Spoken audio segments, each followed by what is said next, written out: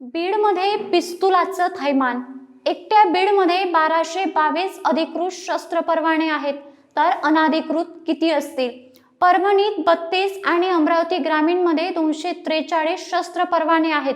मग बीडमध्ये इतक्या मोठ्या प्रमाणात का व कोणाच्या वरदहस्तानं ही परवाने दिल्लीत? सामाजिक कार्यकर्ता अंजली दामनिया यांनी एक्सवर पोस्ट करत बीडचे नवीन पोलीस अधीक्षक नवनीत कावंत यांना कारवाईची विनंती केली आहे. हवेत गोळीबार करताना कमरेला कट्टा बांधून फिरतानाचे काही व्हिडिओ सोशल मीडियावर प्रचंड प्रमाणात व्हायरल होत आहेत. हे व्हिडिओ बीडमधील आहे असं देखील बोलले जाते, ज्यामुळे आधी सरपंच संतोष देशमुख यांच्या हत्येवरून चर्चेत असलेला बीड पुन्हा एकदा बंदूक परवान्यामुळे चर्चेत येतोय.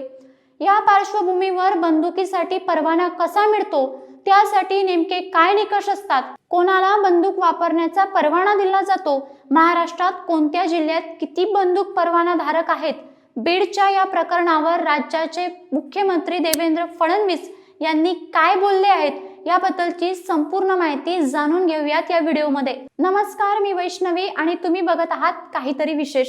आता शस्त्र परवाना कोणाला दिला जातो या बाबतीत जाणून घेऊ. शस्त्र परवाना दिला जाणाऱ्यामध्ये पहिला क्रमांक लागतो पोलीस दल किंवा सैन्य दलातील अधिकारी किंवा कर्मचारी. मात्र हा परवाना देण्याबाबत विभाग प्रमुखाचे स्वयंस्पष्ट अभिप्रायासह असलेले ना हरकत किंवा शिफारस पत्र देणे बंधनकारक असतं, तरच बंदूक परवाना मिळू शकतो. याशिवाय कुठल्याही व्यक्तीला जीवाला धोका असेल असं वाटलं तर ती व्यक्ती बंदूक परवान्यासाठी अर्ज करू शकते. पण यावेळी जो परवान्यासाठी अर्ज करतोय त्या व्यक्तीवर प्रत्यक्ष हल्ला झाला आहे का किंवा हल्ल्याचा प्रयत्न झालेला आहे का, त्यांना जीवे मारण्याची धमकी दिली गेली आहे का, याबाबत पोलीस ठाण्यात FIR नोंदवून त्याची प्रत अर्जासोबत जोडावी लागते. शस्त्र परवाना मिळणारा तिसरा वर्ग म्हणजे जंगली प्राण्यापासून संरक्षण मिळवण्यासाठीही बंदुकीचा परवाना मिळतो. यासाठी चालू वर्षाचा 7-12 उतारा आणि 8 चा अद्ययावत उतारा सादर करणं गरजेचं असतं. चौथा वर्ग म्हणजे नेमबाज खेळासाठीही बंदुकीचा परवाना दिला जातो. राष्ट्रीय खेळाडू असेल किंवा इच्छुक शूटर असेल, त्याच्या मागील 2 वर्षात नेमबाज स्पर्धेत त्यांनी सहभाग घेतला असेल तर त्याला त्याचं प्रमाणपत्र जोडावं लागतं. हे प्रमाणपत्र सर्टिफाईंग बॉडीने प्रमाणित केलेलं असावं. तसेच ज्या ठिकाणी सराव करतात त्या क्लबचं ओळखपत्र आणि मेंबरशिप कार्ड सुद्धा जोडावं लागतं. आता परवाना मिळण्यासाठी नेमके काय निकष आहेत हे सुद्धा जाणून घेऊ. पहिला आणि महत्त्वाचा निकष म्हणजे शस्त्र परवान्यासाठी अर्ज करणारी व्यक्ती हे भारताची रहिवासी असणं गरजेचं आहे. तसंच ज्या व्यक्तीला शस्त्र परवाना हवा आहे ती व्यक्ती शारीरिक व मानसिक दृष्ट्या सक्षम असणं अतिशय गरजेचं आहे. त्या व्यक्तीला कुठल्याही गुन्ह्यात अटक झालेली नसावी किंवा कुठल्याही कोर्टात प्रकरण प्रलंबित नसावं. अर्ज करताना संबंधित व्यक्तीनं वयाची 21 वर्ष पूर्ण केलेली असावीत. प्रशिक्षणासाठी खेळाडूला जर परवाना हवा असेल तर 12 वर्षाच्या मुलांनाही हा परवाना मिळू शकतो. पण त्यासाठी ज्या व्यक्तीकडे कायदेशीर परवाना आहे त्याच्या उपस्थितीतच प्रशिक्षण घेणं बंधनकारक असतं. आता हा परवाना नक्की कसा मिळतो आणि त्याची काय प्रक्रिया आहे हे सुद्धा जाणू. शस्त्र परवाना आर्म्स ऍक्ट 2016 नुसार दिला जातो. ज्या ठिकाणी आपल्याला शस्त्र हवा आहे तिथल्या पोलीस उपाधीक्षकांच्या नावानं ऑनलाईन अर्ज करावा लागतो.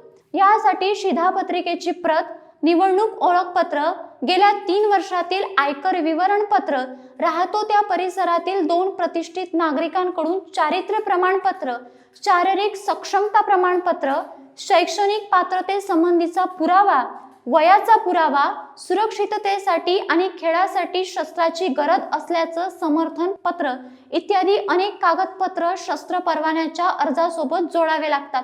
अर्ज मिळाल्यानंतर त्या व्यक्तीच्या विरोधात कुठलाही गुन्हा दाखल आहे का याची चौकशी प्रत्यक्ष केली जाते. संबंधित व्यक्तीची सगळी माहिती काढून त्याचे रेकॉर्ड कसे आहे हे सुद्धा तपासून घेतलं जातं. ज्या व्यक्तीला परवाना पाहिजे त्याची पोलीस उपायुक्त मुलाखत घेतात.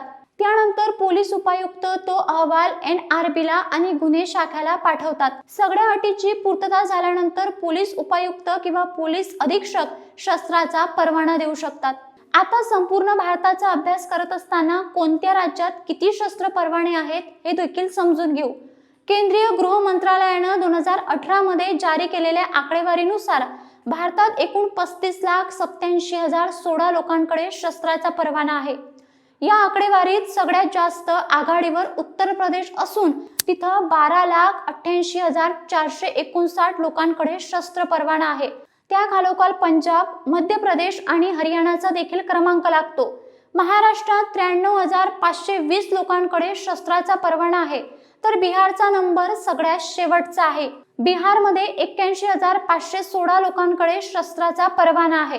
द वायरनं 2023 मध्ये माहितीच्या अधिकाऱ्याखाली शस्त्र परवानाधारकाची यादी मागवली होती. त्यांना RTI मधून मिळालेल्या माहितीनुसार उत्तर प्रदेशात सर्वाधिक बंदुकीचे परवाने असून त्याखालोखाल जम्मू काश्मीर आणि पंजाबचा देखील क्रमांक लागताना दिसत आहे. आता एकंदरीतच बीड मधला जो व्हिडिओ व्हायरल झाला त्यावर मुख्यमंत्री देवेंद्र फडणवीस काय बोलले हे सुद्धा बघू.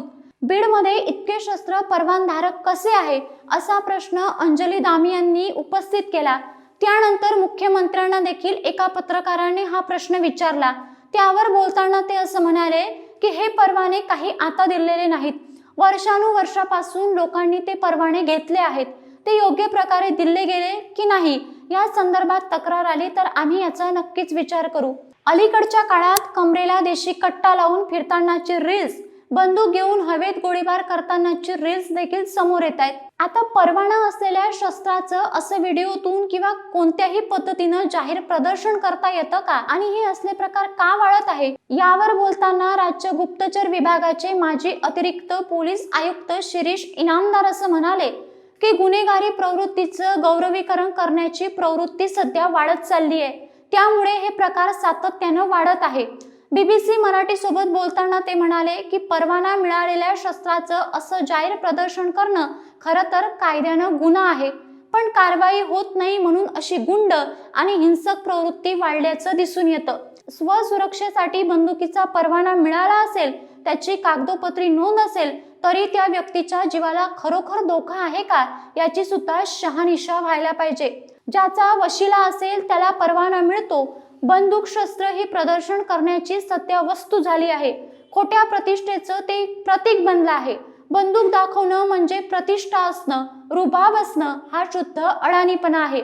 ज्याच्या जीवाला धोका आहे त्याचे कारनामे देखील तसेच असते, म्हणून त्याच्या जीवाला धोका वाटतो. सामान्य माणसाच्या जीवाला कधीच धोका नसतो असं एकंदरीतच मत त्यांनी पत्रकाराशी बोलताना मांडलं. एकंदरीतच संपूर्ण अभ्यास करत असताना असं लक्षात आलं की कोणत्याही शस्त्राचा वापर करून अशा पद्धतीचे व्हिडिओ व्हायरल करणं हे कायद्यानं गुन्हा आहे आणि वयाच्या 21व्या वर्षाच्या आत जर एखादी व्यक्ती असं प्रदर्शन करत असेल तर तो देखील कायद्यानं गुन्हा आहे. आता बीडचं जे प्रकरण सुरू आहे याबद्दल नक्की तुम्हाला काय वाटतं? अशा प्रकारे शस्त्राचं प्रदर्शन करणं कितपत योग्य आहे? एक नागरिक म्हणून तुम्ही याकडे कशा पद्धतीने बघता हे आम्हाला कमेंट बॉक्समध्ये कमेंट करून नक्की कळवा. आणि अशाच पद्धतीचे माहितीपूर्ण विश्लेषण देणारे व्हिडिओ बघण्यासाठी आमच्या काहीतरी विशेष या चॅनलला सबस्क्राईब करायला विसरू नका.